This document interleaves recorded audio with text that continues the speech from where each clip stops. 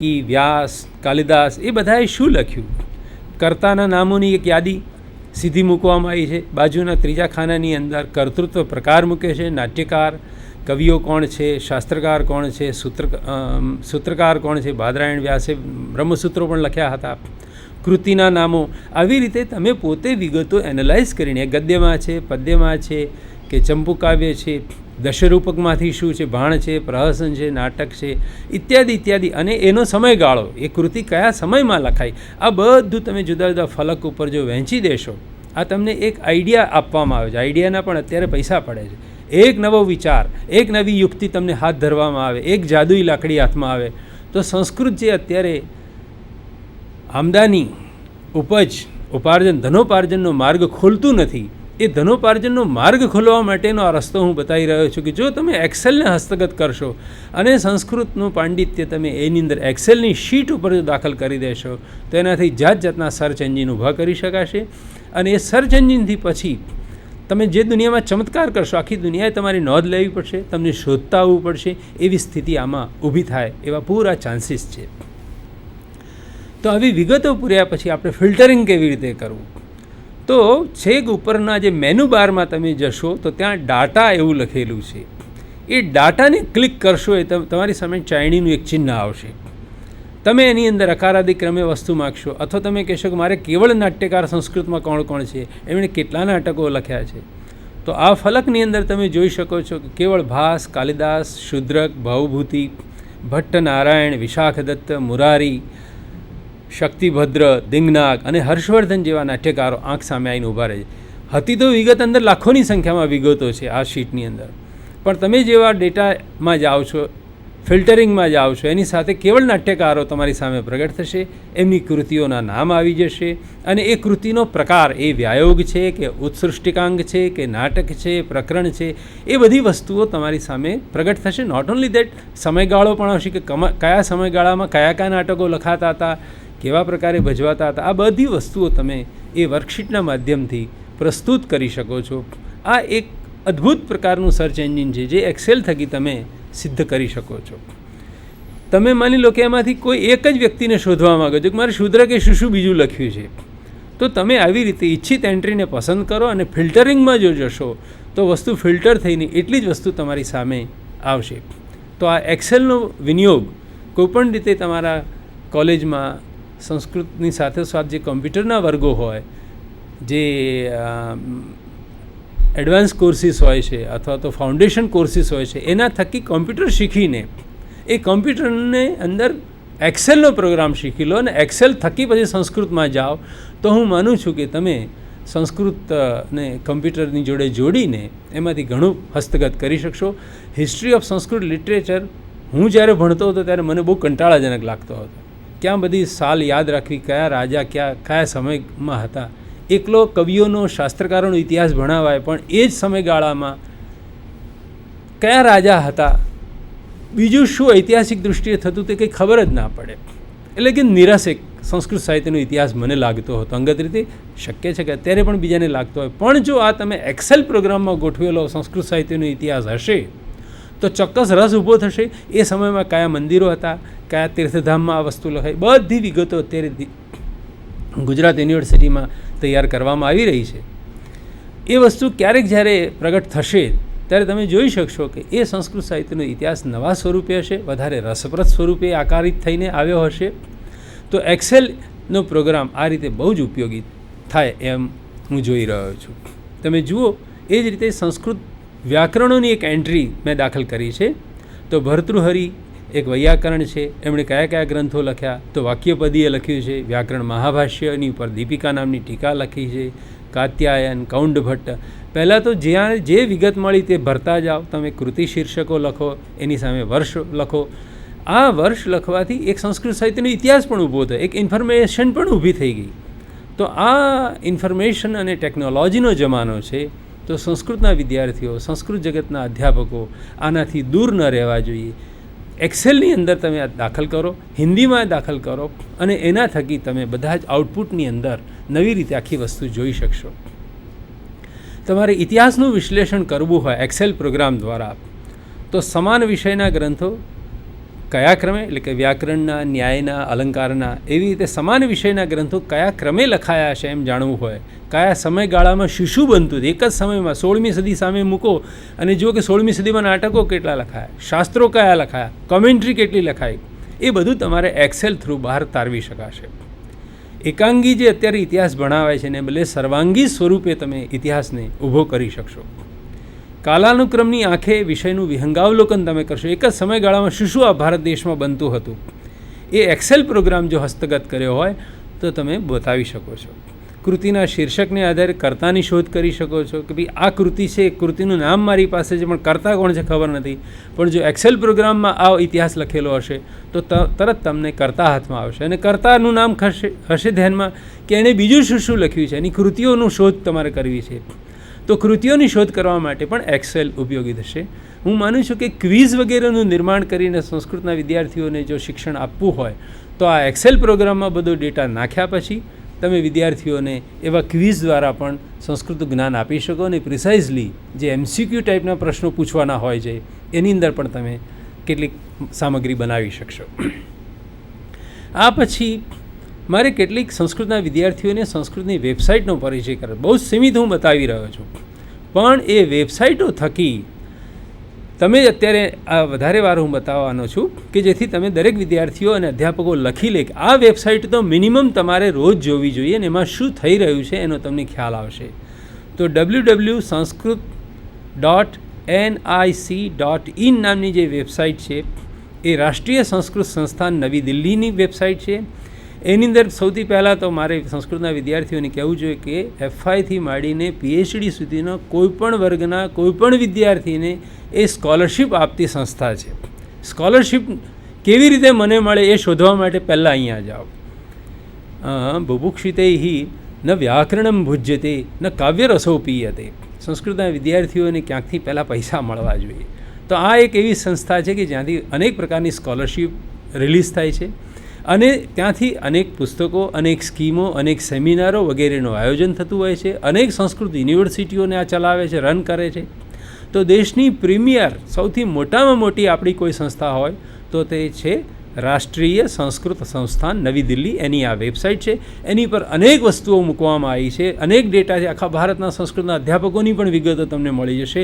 અત્યારે શું થઈ રહ્યું છે, કઈ વર્લ્ડ કોન્ફરન્સ છે, કઈ રાષ્ટ્રીય કક્ષાની કોન્ફરન્સ છે, તમામ વિગતો તમને ત્યાંથી ઉપલબ્ધ થશે.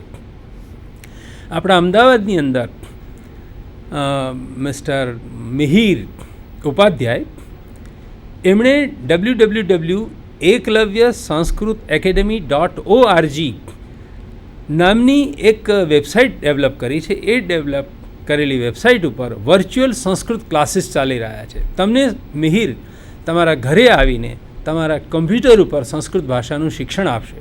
તો કમ્પ્યુટર થ્રુ સંસ્કૃતની જે વાત છે એમાં વર્ચ્યુઅલ સંસ્કૃત ક્લાસીસ સિદ્ધ કરનાર મિહિર ઉપાધ્યાયને આ સ્થળેથી હું અભિનંદન આપું છું, ધન્યવાદ આપું છું. અને સંસ્કૃતના સૌ વિદ્યાર્થીઓ આનો વિનિયોગ કરે, આ વેબસાઇટ ઉપર જાય. એ જ રીતે સંસ્કૃત બુક્સ તમારે ઇન્ટરનેટના માધ્યમથી કોઈ પણ ગ્રંથ મેળવવો હોય, મારી પાસે અમુક પુસ્તક નથી એવી હવે ફરિયાદ જતી રહે છે, તમે http://sanskritebooks.org નામની વેબસાઇટ ઉપર જશો તો સંસ્કૃતના તમામ ગ્રંથો, તમામ વેદ સાહિત્ય બધું જ ઇન્ટરનેટના માધ્યમથી હવે તમને ઉપલબ્ધ કરાવવામાં આવી રહ્યું છે. કોઈ પૈસો નથી, નિઃશુલ્ક તમારા કમ્પ્યુટરની અંદર એ સ્ટોર થઈ જશે. તમે ઈચ્છશો ત્યારે તમે એને વાપરી શકશો. દુર્લભ ગ્રંથોની શોધ તમારે કરવી છે. દુર્લભથી મારા મનમાં એવું છે કે આજથી 150 વર્ષ પહેલાં, 100 વર્ષ પહેલાં પ્રકાશિત થયેલું કોઈક પુસ્તક છે અને તમારે એની માહિતી જોઈએ છે. દાખલા તરીકે મારે જ હમણાં એક સંશોધન કાર્યની અંદર 1884માં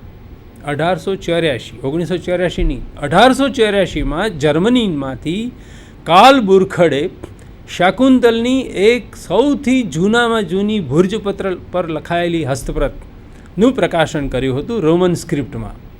હવે 1884નું પુસ્તક અને જર્મનીમાં સમય અને સ્થળ બંને મારાથી દૂર, અતીતમાં બેઠેલી વસ્તુ કોઈ લાઇબ્રેરીમાંથી મળે નહીં, કેવી રીતે મળે?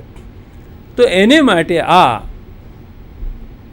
archives.org/details/collected workshop શંકર આ વેબસાઇટ ઉપર તમે જાઓ.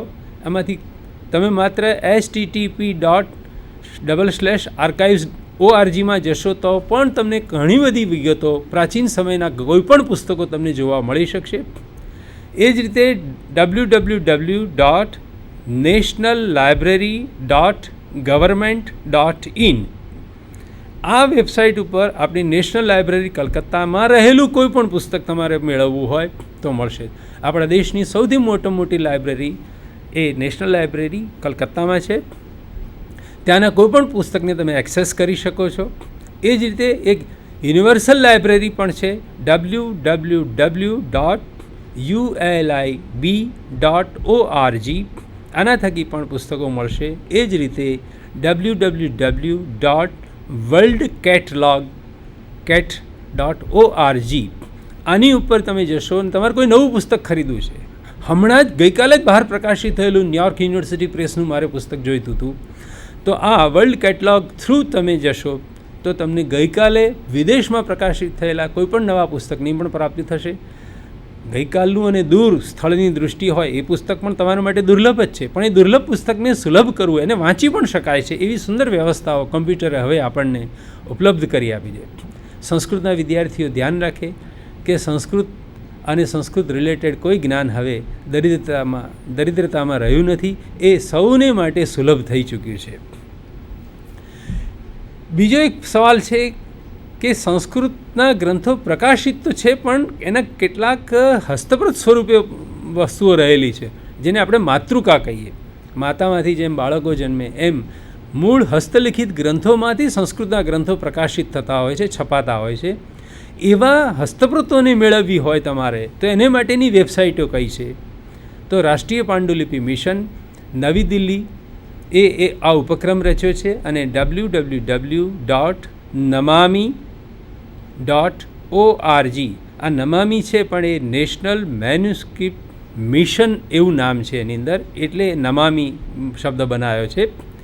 તો આ વેબસાઇટ ઉપર આખા ભારતની તમામ મેન્યુસ્ક્રિપ્ટ લાઇબ્રેરીમાં કઈ કઈ હસ્તપ્રતો છે, કેટલી સંખ્યામાં છે, કઈ લિપિમાં છે, કયા ફલક ઉપર છે, કયા સમયગાળાની હસ્તપ્રત છે, તમામ વિગતો હવે ઉપલબ્ધ થઈ ચૂકી છે. એ જ રીતે દુનિયાભરની મેન્યુસ્ક્રિપ્ટ લાઇબ્રેરી પોતાને ત્યાં કયા સંગ્રહો છે એના જે કેટલોગો બહાર પાડ્યા છે, એ કેટલોગો આખા ફ્રીમાં તમારે જો જોઈતા હોય તો આ એક વેબસાઇટ ખાસ નોંધી લો તમે, http://homepage.unie.ac.at/dominic.uastic/sanskrit catalogs. આ લંડનની institute for medicine, Indian medicine નામની જે સંસ્થા છે એના ક્યુરેટર સાહેબનું નામ છે ડોમિનિક યુઆસ્ટિક. એ ડોમિનિક યુઆસ્ટિકે ભારતની તમામ મેન્યુસ્ક્રિપ્ટ લાઇબ્રેરીના તમામ સંસ્કૃત કેટલોગોને નેટ ઉપર, ઇન્ટરનેટ ઉપર ફ્રીમાં સૌને માટે ઉપલબ્ધ કરાવી આપ્યા છે. એટલે કોઈપણ વિગત હવે અછાની રહેતી નથી. તમારે દુનિયાની કોઈપણ મેન્યુસ્ક્રિપ્ટ ક્યાં આગળ સંગ્રહાઈ છે એ જોવી હોય તો આ ડોમિનિક યુઆસ્ટિકની વેબસાઇટને તમે ખોલશો, એની સાથે તમને એ ઉપલબ્ધ થઈ જશે. એ જ રીતે કોઈક હસ્તપ્રત તમારે સીધી જોઈએ છે તો દાખલા તરીકે www.ifpindia આ ઇન્સ્ટિટ્યૂટ ફોર ફ્રેન્ચ પોંડિચેરીની વેબસાઇટ છે. પોંડિચેરીની અંદર પણ ઘણી બધી હસ્તપ્રતો છે, ગ્રંથલિપિમાં લખાયેલી છે, તાડપત્ર પરની છે. એ તમામ હસ્તપ્રતો એમણે સૌ સંસ્કૃતના અનુરાગીઓને ફ્રીમાં આપવા માટેની આ વેબસાઇટ ખોલી છે, www.ifpindia.org/manuscripts. આની પર તમે જશો તો મિસ્ટર ટી ગણેશ અને તમામ મેન્યુસ્ક્રિપ્ટ સંસ્કૃતના વિદ્યાર્થીઓને ભેટ ધરી છે. આ દ્વારા પણ તમે અનેક હસ્તપ્રતો પ્રાપ્ત કરીને તમારા રિસર્ચના કામો કરી શકશો. દાખલા તરીકે મેં મારા એક નાનકડા ઓરડામાં બેસીને શાકુંતલનું મારે સંશોધન કાર્ય કરવું છે, એનો પાઠોદ્ધાર કરવો છે. તો લંડનમાં એક અપ્રકાશિત રસિક મનોરમા નામની ટીકા છે, એની આ હસ્તપ્રત તમને દેખાડવામાં આવી રહી છે. પ્રાચીન ભારતની આખી જ્ઞાન સંપદા તમારે પાછી મેળવવી જરૂરી છે. અંગ્રેજો જ્યારે અહીંયા શાસન કરતા હતા ત્યારે ભારતની કેટલીક ઉત્તમ વસ્તુઓ સોના ચાંદીને તો લઈ જ ગયા છે, પણ આવી સોનાથી પણ વધારે મૂલ્યવાન એવી સંસ્કૃત જ્ઞાનની જે મૂડી છે, જે હસ્તપ્રતો છે, એ તમામ હસ્તપ્રતોને પણ સારી સારી વીણીને ત્યાં લઈ ગયા છે. અને આજે આપણે મેળવવી હોય તો એમાં અઢળક પૈસા 300 પાઉન્ડ જેવી રકમો માગે છે રોયલ્ટીના નામે. એ દુર્લભ વસ્તુઓ અત્યંત મોંઘા ભાવે આપણને મેળવવાની સ્થિતિમાં મૂકી દીધા છે. માટે સૌ સંસ્કૃતના વિદ્યાર્થીઓએ આપણું જે જ્ઞાન વિદેશમાં ચાલી ગયું છે એને પુનઃ પ્રાપ્ત કરવા માટે પણ આ ઇન્ટરનેટનો હવે ઉપયોગ કરવો બહુ જરૂરી છે. એવી જ રીતે શાકુંતલની ઓક્સફર્ડ યુનિવર્સિટી બોડેલિયન લાઇબ્રેરીમાં પડેલી આ અભિજ્ઞાન શાકુંતલની હસ્તપ્રત તમે જોઈ રહ્યા છો. એમાં જ્યાં પેરેગ્રાફ બદલાય છે ત્યાં શ્રી સરસ્વત્યય નમઃ એમ લખેલું છે અને પછી યા સ્રષ્ટુ સૃષ્ટિરાદ્યા વહતી વિધિહૂતમ. તમને થશે કે આ તો દેવનાગરી લિપિ નથી, સંસ્કૃતમાં નથી લખ્યું, કંઈક અગડમ બગડમ લખ્યું છે. તમે ધ્યાનથી જોશો તો આ કાશ્મીરમાં ચાલતી શારદા લિપિ છે. માં શારદા એ સરસ્વતીનું નામ છે. તો જ્ઞાન જેમાં સંગ્રહાયું છે એ લિપિનું નામ કાશ્મીરના પંડિતોએ શારદા લિપિ એવું આપ્યું છે.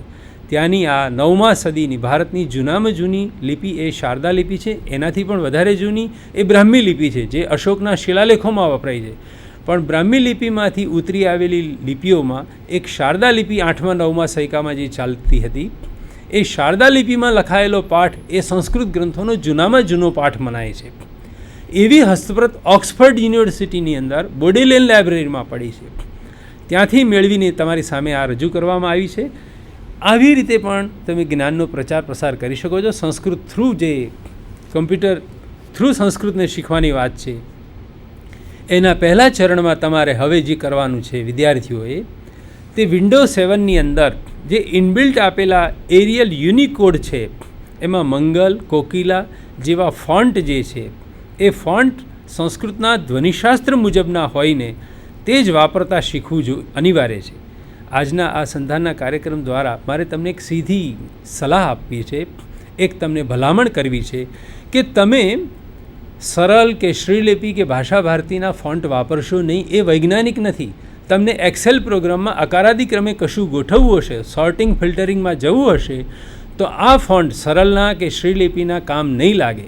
માટે વિન્ડોઝ 7ની અંદર જે આપેલા છે ઇનબિલ્ટ, એ એરિયલ યુનિકોડમાં તમે જો કામ કર્યું હશે તો સંસ્કૃતના ધ્વનિશાસ્ત્ર મુજબ કહેવા શું માગું છું, ક્ષ દાખલા તરીકે છે, એ ક્ષ ક અને શ મૂર્ધન્ય શના યોગથી બનેલો છે.